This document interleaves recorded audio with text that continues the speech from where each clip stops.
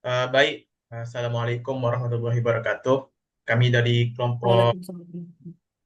kami dari kelompok pemetaan kadastral ingin menjelaskan tentang makalah kami yang berjudul tentang kajian pemetaan kadastral pasca bencana banjir di daerah Batang Toru, Tapanuli Selatan, Sumatera Utara, berdasarkan pembandingan Google Maps dan data dari Bumi atau BPN, serta langkah untuk pemulihan identitas tanah.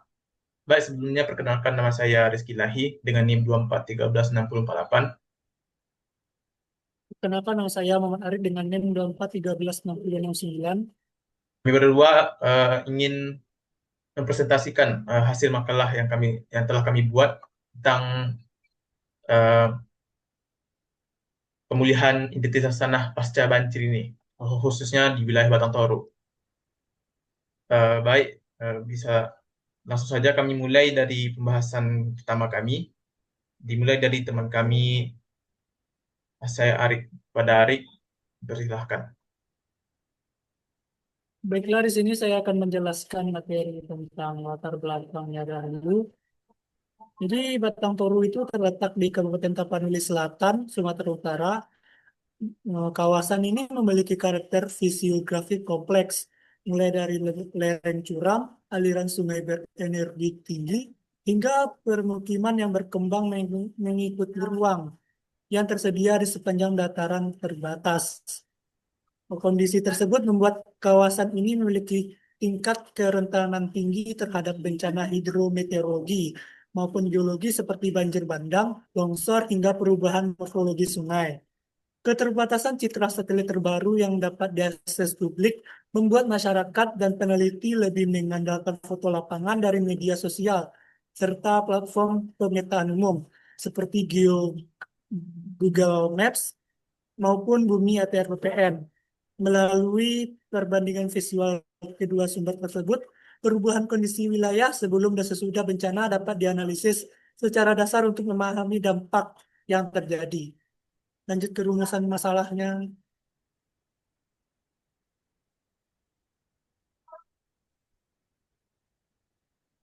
Rumusan masalah. Dah.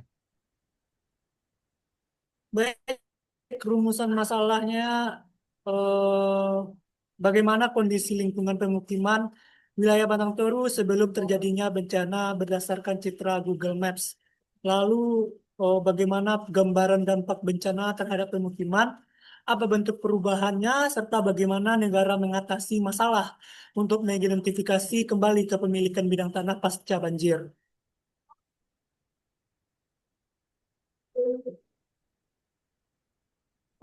Baik, untuk metode penelitian itu kita ada 5 metode, yaitu kita menggunakan metode deskriptif komparatif.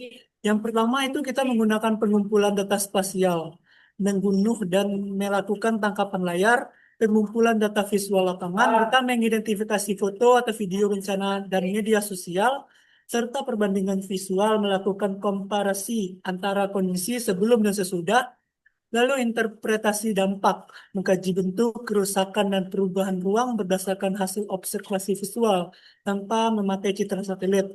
Serta yang terakhir, kita mengumpulkan referensi menggunakan artikel nasional dan internasional sebagai landasan ilmiah. Lanjut.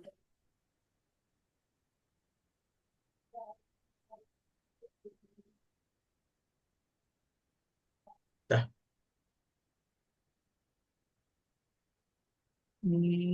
Lanjut ke hasil dan pembahasan. Yang pertama, karakter karakter lokasi kejadian. Wilayah Batang Toru di Tapanuli Selatan memiliki karakteristik fisik yang cukup kompleks, terutama karena berada pada zona perbukitan dengan banyak sekali aliran sungai kecil dan lereng curam. Secara geologi, daerah ini rawan longsor karena didominasi oleh batuan lapuk, tanah liat, dan tutupan lahan yang sering berubah akibat kebutuhan pembangunan pemukiman dan perkebunan. Geomorfologi ini membuat wilayah sensitif terhadap hujan intensitas tinggi. Apalagi kalau curah hujan ekstrim terjadi dalam waktu singkat. Selain itu, keberadaan jaringan jalan desa yang memotong lereng juga sering jadi faktor pemicu ketidakstabilan tanah. karena beberapa ruas belum memiliki dinding perubahan atau sistem drainase yang memadai.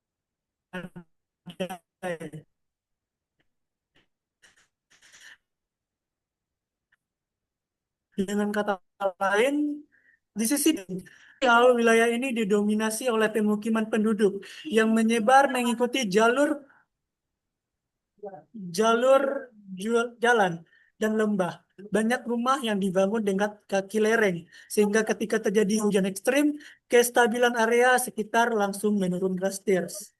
Drastis. Lalu yang kedua adalah sumber data dan validasi informasi. Rizky, Lanjut, lanjut. tolong.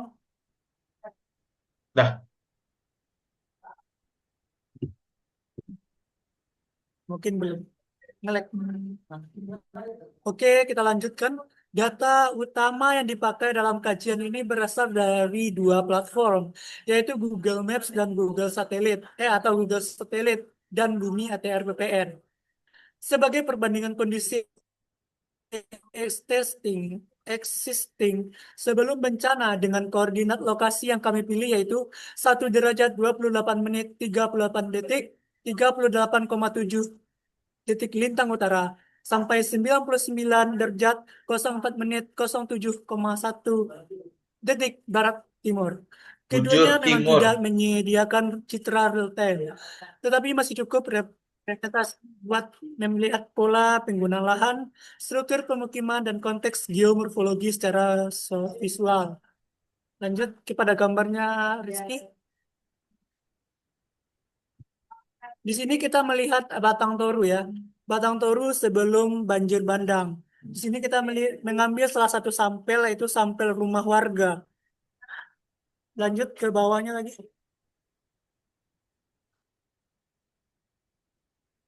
Di sini juga kita juga bisa melihat ya. Di sini juga kita bisa melihat di Google ATR BP di Bumi ATR BPN. Di sini kita mengambil sebuah bidang tanah, yaitu tipe haknya itu hak milik dengan luasnya itu sekitar 992. Lanjut. 592. Rizky. Nah, 592. Lanjut nah, Rizky. lanjut.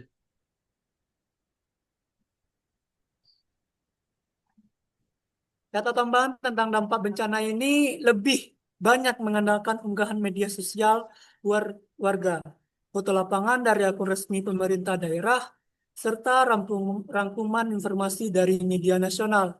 Validasi dan data dilakukan dengan cara mencocokkan titik lokasi kejadian dengan pola bentuk lahan dan jalan pada citra Google dan Bumi ATR, sehingga posisi area terdampak bisa dipetakan dengan akurat.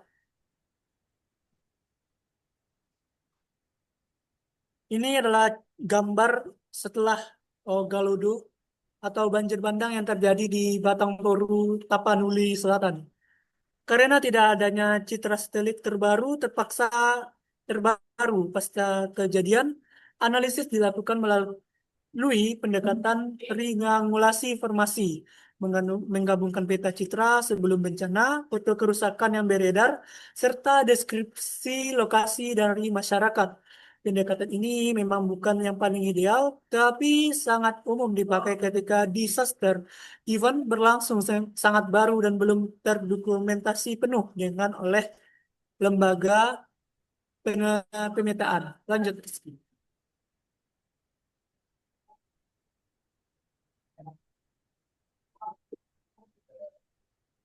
Udah. Oke, yang ketiga adalah perbandingan kondisi sebelum dan sesudah. Sebelum bencana, tampilan citra Google Maps dan Bumi ATR menunjukkan bahwa area pemukiman di Batang Toru berada cukup rapat di dekat alur sungai kecil dan lereng-lereng dengan kemiringan tinggi. Jalan desa tampak menjadi akses utama dengan rumah-rumah mengikuti pola linear di sepanjang jalur tersebut. Vegetasi di bagian atas dan lereng terlihat mulai berkurang, indikasi adanya pembukaan lahan yang cukup masif di sana. Identifikasi jenis kerusakan. Kerusakan paling dominan di Batang Toru berupa longsor tebing lereng yang membawa material tanah, batu, dan kayu ke area pemukiman. Jenis longsornya kemungkinan besar termasuk translational slide yang dipicu oleh infiltrasi air hujan, terlebih di bidang tanah lapukan yang jenuh. Kerusakan struktural pada rumah-rumah sebagian besar terjadi akibat tertimpa material, bukan karena runtuh sendiri. Di beberapa titik, terlihat juga erosi tebing sungai yang makin besar setelah aliran sungai meluap, membawa sedimen, memperparah kerusakan pada bangunan yang lokasinya terlalu dekat dengan bantaran. Selain kerusakan fisik pada permukiman, sektor infrastruktur juga terdampak. Akses jalan rusak, tertimbun tanah, sementara drainase yang sebelumnya berfungsi normal menjadi tersumbat. Material longsor.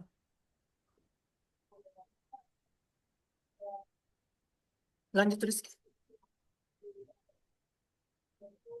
Baik, untuk selanjutnya akan saya jelaskan sendiri. Eh, Baik, faktor penyebab utama dari bencana banjir dan longsor di wilayah Batang Toru, Tapanuli Selatan ini, pertama itu curah hujan yang ekstrim yang terjadi dalam waktu singkat. Kenapa dalam waktu singkat? Karena di sana waktu waktu bencana terjadi, sebelum bencana itu terjadi, telah terjadi bencana siklon tropis, siklon yang menghantam wilayah utara Sumatera, terkhususnya di wilayah Aceh dan Sumatera. Nah, karena letak di wilayah utara, jadi Batang Toru ini terkena dampak bencana ya. Nah, ditambah lagi penebangan atau pembalakan hutan yang terjadi di sekitar wilayah Batang Toru yang dilakukan oleh PT Agricort Research dari kepemilikan Horace Nauli Office, yang mana mereka melakukan pembabatan hutan dan pelebaran area tambang sehingga mengikis atau bahkan menghancurkan hutan resapan yang ada di atas sana, sehingga air hujan yang turun dan jumlah yang tidak bisa ditampung oleh tanah biasa ini, akhirnya tanah itu menjadi jenuh dan menghantam rumah-rumah yang ada di bawahnya, terkhususnya pada sampel yang telah kami ambil tadi. Nah, terus yang keenam itu luasan area terdampak, karena kami memakai data sekunder, data yang diambil dari internet dan media sosial. Tambah lagi karena kami tidak bisa memperhitungkan data secara langsung, karena data itu terus berubah. Jadi kami perkirakan perkiraan luas dampak fisik di permukaan itu bisa mencapai 1,5 sampai 2 hektar. Ini pun belum termasuk area hulu longsoran bagian atas lereng yang mengalami keruntuhan tanah. Nah, jika wilayah pergerakan massa dari titik awal hingga daerah deposisi diperhitungkan, total area gangguan yang bisa mencapai 4 hektar. Nah, interpretasi ini mungkin cukup kuat untuk berdasarkan kecocokan pola antara citra dan foto lapangan. Terus implikasinya terhadap masyarakat dan lingkungan, seperti yang telah di seperti yang telah tersebar di media sosial dan media-media berita khususnya. Di sini kami mengambil media berita dari liputan6.com. Mereka penduduk-penduduk sana yang ingin mengevakuasi kesulitan untuk mengevakuasi diri mereka karena infrastruktur seperti jembatan telah hancur karena banjir bandang dan longsor ini, sehingga mereka memakai alternatif lain, yaitu batang pohon bekas longsoran yang dijadikan jembatan. Nah, implikasi ini tidak tidak berdampak secara fisik, bisa juga berdampak secara psikologis dan sosial mereka, karena mereka dihadapi bencana yang terjadi secara tiba-tiba. Nah, lanjut yang ke-8, bagaimana cara pemerintah kita atau negara ini dalam penanganan bencana sekaligus memulihkan kepemilikan tanah pasca bencana. Nah, di Indonesia sendiri, BPN dan platform digital seperti Bumi dari ATR BPN, yaitu berfungsi sebagai referensi utama untuk menyimpan poligon persil dan metadata yang mana ini tidak bergantung pada kondisi fisik lapangan. Nah, data ini sebagai backup, sebagai data digital yang tidak bisa yang telah fix atau yang telah ditetapkan saat pemetaan tanah berlangsung dari dulu gitu. Sehingga jikapun kondisi fisik tanah tersebut terhancur, rusak atau tertimbun, data digital tetap ada seperti data koordinat, data poligon, dan data-data lainnya. Terus praktik terbaik yang dianjurkan oleh lembaga internasional yang bisa kita terapkan karena bencana kita termasuk eh, bisa dibilang sebagai level bencana nasional, walaupun kita belum disahkan level bencana tersebut. Tapi karena ini sifatnya parah, kita bisa mengutamakan restorasi hak berbasis bukti pra bencana, dokumen dan peta kadastrar digital, dan penggunaan saksi komunitas bila dokumen tidak lengkap gitu. Selain itu, pembentukan meja layanan terpadu seperti one stop service antara BPN, BPD dan atau BPN, BNPB. Dan dinas sosial sering merekomendasikan supaya klaim tanah, bantuan rehabilitasi, dan relokasi dapat dikoordinasikan tanpa warga tuh harus balik ke kantor. Nah, setelah kita tahu bagaimana cara negara kita merestorasi atau memulihkan kembali data-data fisik tanah dari data digital. Nah, kita melihat perbandingan internasional atau melihat perbandingan dari negara lain, bagaimana mereka mengidentifikasi kembali kepemilikan tanah setelah bencana. Nah, seperti kita ambil contoh seperti negara di Jepang. Setelah tsunami 2011 dan beberapa gempa-gempa besar yang terjadi baru-baru ini atau beberapa tahun belakang, mereka sadar kalau negara mereka adalah negara dengan potensi bencana tertinggi. Jadi mereka melakukan rekonstruksi kadastral dengan mengandalkan peta kadastral digital pra bencana atau peta kadastral sebelum bencana yang mereka gunakan untuk referensi setelah bencana, untuk pasca bencana. Nah, terus survei lapangan yang terperinci, terus teknologi-teknologi seperti drone untuk sertifikasi visual dampak sebelum dan sesudahnya. Nah, laporan dan studi teknis di Jepang ini menekankan pentingnya backup data dari data-data kadastral elektronik serta tim-tim teknis yang cepat atau rapid cadastral team yang dapat bekerja sama dengan otoritas lokal dalam fase awal konstruksi. Nah, pendekatan ini menonjolkan kombinasi bukti teknis seperti peta digital, tambah lagi dengan citra udara.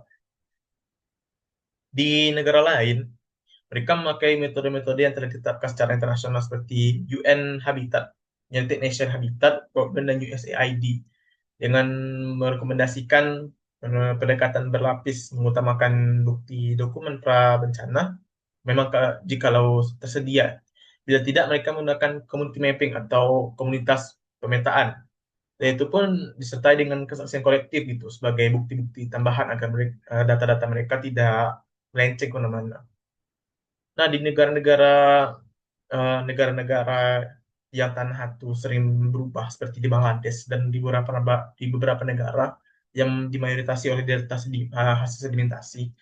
Program rekonstruksi tanah ini mereka berfokus pada mitigasi erosi dan program reparation berbasis komunitas yang mematukan peta historis mereka, peta-peta yang mereka buat masa lalu, serta data lapangan yang dikumpulkan bisa lewat partisipasi masyarakat atau tim survei lainnya. Nah, untuk kesimpulan pada makalah kali ini, eh, Tanah tersebut menegaskan bahwa temuan-temuan yang telah kami jelaskan tadi, ini menegaskan bahwa pemetaan digital dan data-data sekunder itu bisa memainkan peran yang kritis juga dalam rekonstruksi hak kepemilikan tanah. Ketika akses fisik ke lokasi tidak memungkinkan seperti kami tadi, kami tidak bisa ke lapangan, jadi kami mengambil data sekunder. Eh, Selain itu, analisis ini memperlihatkan bahwa integrasi atau penyatuan antara peta kadastrar digital, dokumentasi publik, serta kerangka-kerangka hukum pertahanan bisa menjadi kunci untuk mengembalikan kepastian hak milik warga pasca bencana, sekaligus menyediakan dasar ilmiah bagi perencanaan rehabilitasi dan mitigasi bencana untuk kedepannya. Dan ini daftar pusaka yang telah kami ambil, sumber-sumber yang telah kami ambil untuk kalah ini. Baik, sekian saja prestasi yang kami lakukan. Jikalau kami minta, jikalau ada kesalahan, kami mohon maaf. Uh, Segitu saja presentasi kami kali ini. Assalamualaikum warahmatullahi wabarakatuh.